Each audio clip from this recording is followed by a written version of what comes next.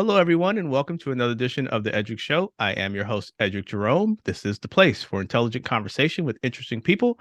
Please hit that subscribe button, drop us a comment, let me know how I'm doing so I can continue to bring you this great content each and every week. My guest today is Dee Johnson. Dee is the founder and executive director of the Linda Hand Foundation based in Oakland, California. Dee, welcome to the show.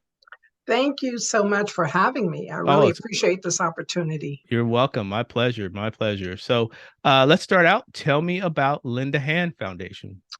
Well, let's see. 25 years ago, after having lung cancer, I was a foster parent for 9 years prior to that.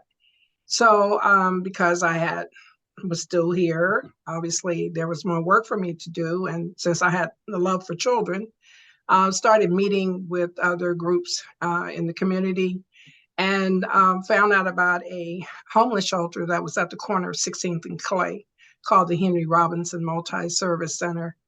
So a few of us put our hands together and decided to do some raffles and fish fries. I'll never forget being in my grandmother's kitchen frying fish Hmm. so we could raise some funds in order to do 100 Easter baskets for the children that were residing in that site.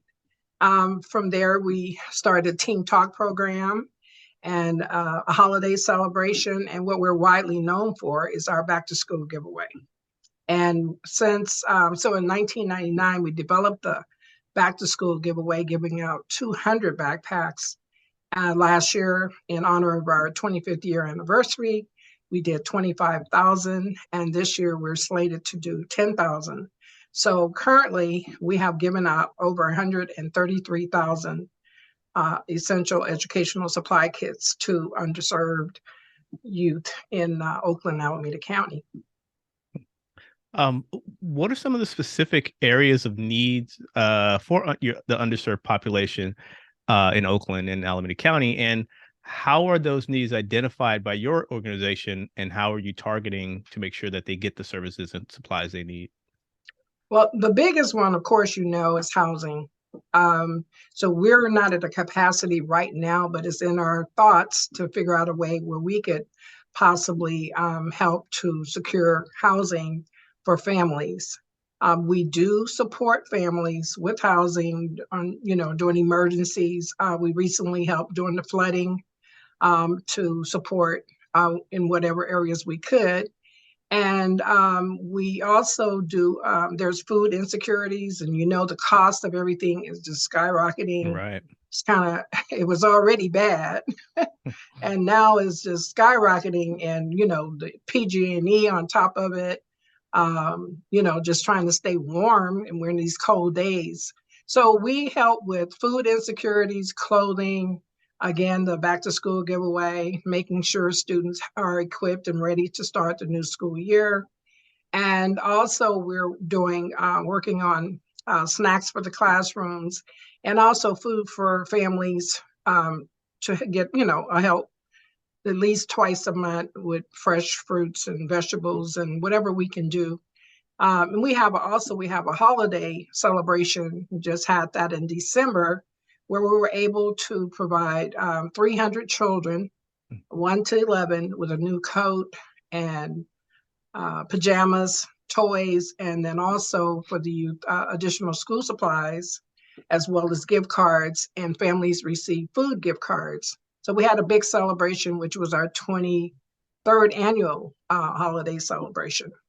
So those are some of the ways in which we help. We also have a scholarship program, and we're working on our pathway to the future, which covers the backpacks, scholarship, youth development, and we're going to be working on our workforce development training with you soon as well. So those are the things that we do.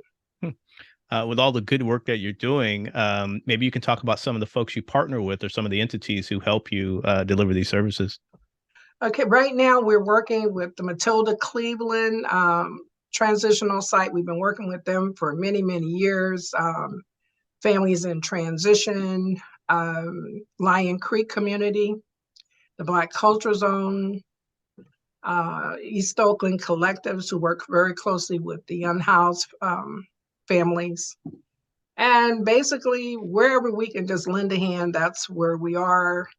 We do food distributions and just help out however we can. Um, if you had an ask, or if you really wanted to talk to the community about some of the things that your organization needs, what are some of the things that people can really help you with to provide those services? Well, on a large scale, it would be some storage.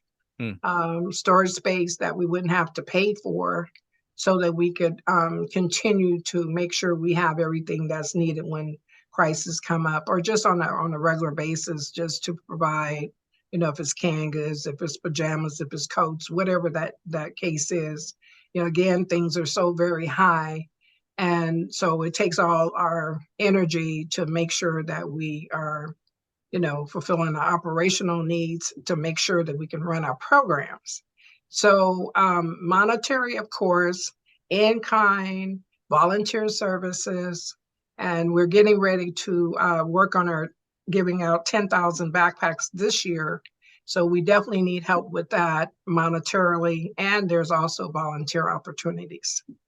So a donation of $5 helps. It all comes together.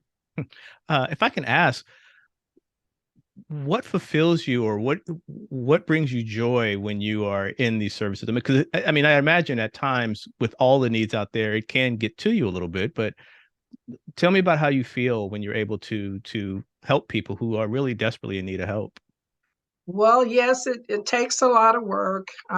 Sometimes there's some sleepless nights and trying to figure out how to pull everything together. However, when we see the children, there's a clip that was just put out not too long ago. When we see the children getting their backpacks, and they're looking in there and they have their supplies that they need, we go into the classrooms and we just really see how appreciative they are, because it's very important. And then at our holiday celebration, when the children go into their give bags and we make sure they're all personalized, and they get their coats and they have toys and just all those things that they probably well, more than likely they would not have. So that brings me a lot of joy. My mom taught me at a very early age how important it is to give back. That was some of her last words before she left here, to make sure that I continue my work, even though it gets hard sometimes, challenging, of course, but I continue to just push forward as long as I can. So we're trying to bring in, some additional help, staff, just to make sure that we can continue to be a blessing to others. Well, Dee, if people want to help out, volunteer, make donations, where can they go? Okay, so by email, it's info@lendahandfoundation.org. Our website is lendahandfoundation.org. And our phone number, 510-553-1262. Well, Dee Johnson, founder and executive director of Lend a Hand, I want to thank you so much for the good work you're doing. And I want to thank you for taking the time to come on the Eddrick Show. And I really appreciate you giving me this opportunity. And hopefully someone will hear about our story and we'll be able to help even a little. Thank you. You're very welcome. This has been another edition of the Eddrick Show. I am your host, Eddrick Jerome. This is the place for intelligent conversation with interesting people. Hit that subscribe button. Let me know how I'm doing. And I really appreciate your comments. I want to thank you for tuning in, and I'll catch you on the next episode.